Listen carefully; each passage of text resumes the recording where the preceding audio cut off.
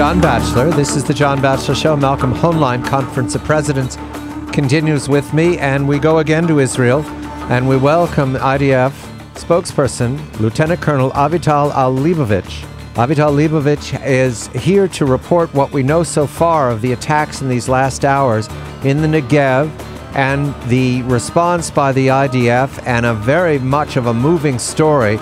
The report we had earlier was 8 Israelis dead, perhaps 1 Egyptian, we're not sure, and at least several, maybe more, of the attackers. Colonel, a very good morning to you. Thank you for this. What can you first tell us about the Israeli casualties? What is the number for dead and wounded? We know, I can confirm that we're talking about 8 fatalities on our side, and dozens of Israelis were wounded. Over the night, relatively a small number of wounded were left in the hospitals. I believe around 10 people were left to stay overnight in the hospital.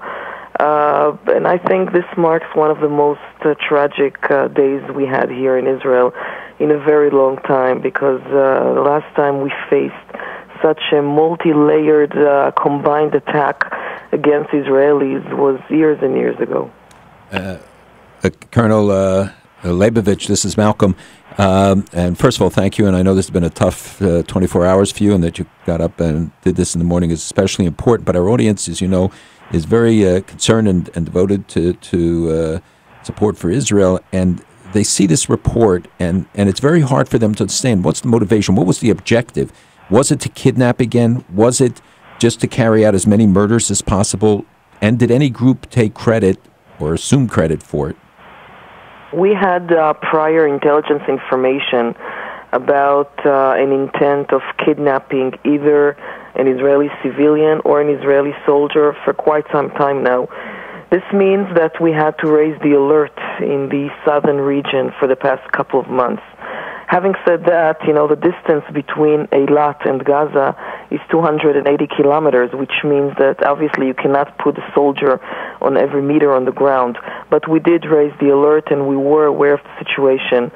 No group has taken responsibility as for now, but we do know, according to the intelligence information that we hold, that the origin of the terror squad was Gaza. Did they tunnel under the border? And if so, can this go undetected? The route they chose, it's still unclear to us. One option, of course, is through the Sinai. If you remember, in 2008 and 2007, there was an attack in Eilat, and there was a Dimona explosion, a suicide bomber exploded in Dimona, and they both came through the Sinai. So it's definitely a highly likely option that they chose, but at this point we still cannot determine exactly which route they chose.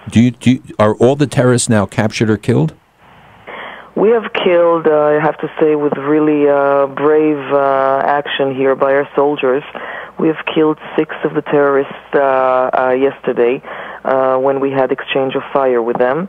And last night, once again, with very good intelligence that we had, we managed to kill 6 additional terrorists in Gaza from the air with an airstrike. 6 terrorists that they were leaders of the Palestinian resistance committees. So overall, I think we have killed 12 people, 12 terrorists up to this moment. Colonel, Gilad Shalit is still held by some aspect of Hamas. Is this operation linked to the people who have Shalit?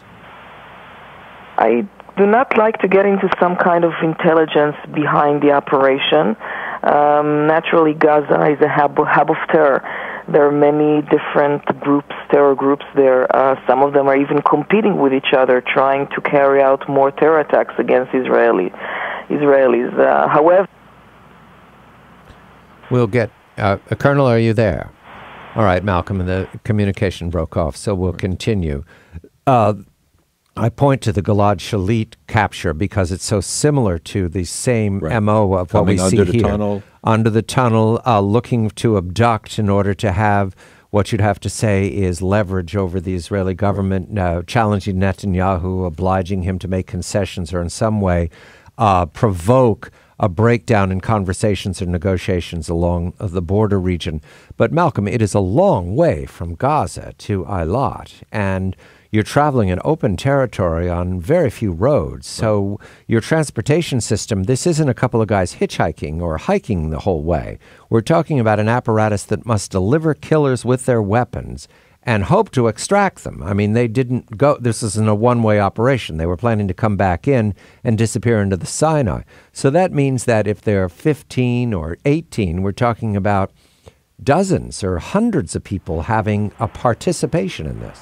Well, you have the whole Gaza is essentially a terrorist camp, and the people that they killed, as you heard, one of them was involved in the Gilad Shalit kidnapping. I believe the Colonel's returned to us. Colonel, we're just trying to describe to our audience the scale of this operation. From Gaza to Eilat is a long distance over a territory, open roads, and the whole of the Sinai has been described, especially since the collapse of the Mubarak government, as riddled with either Hamas operatives or gangsters or smugglers. Is that an accurate portrayal of the Sinai of being lawless?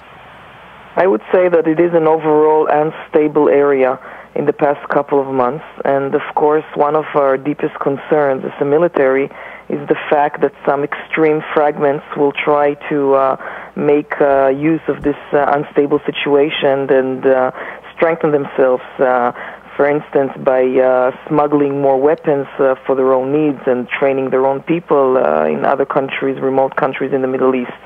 So, of course, it's an unstable situation. However, as I said, we were aware of the alert and the possible danger to our forces in this time. Is this related to the increased number of rockets that we've been discussing over the last few weeks? The attacks from Gaza? You're talking about rockets that the organizations have? And that they've been firing into Israel? Yeah, we see a crumbling in the number of rockets that were launched into Israel. I mean, if in the past we're talking about maybe one or two a month, we're now looking at a few every day. I can just update you. I spoke to the operations room this morning, and we had overnight 6 launching of rockets. Now, it's not about only launching the rockets, but where do you launch the rockets? Because if they are launched something like half an hour drive from Tel Aviv, right, then you can understand that the motive here is to hit as densely populated areas as possible. And this is what they've been doing yesterday and tonight, trying to attack Beersheva and Ashkelon. We had to deploy another battery of the Iron Dome system last night in order to protect the people of Israel. Lieutenant Colonel Avital Leibovich is the head of the foreign press branch of the Israel in IDF. She's reporting to us about an action that is hours old and is still a moving story. The IDF has struck at Gaza tonight at what the BBC reports are 7 sites. Malcolm Hoenlein, Conference of Presidents, Major American Jewish Organizations. I'm John Batchelor.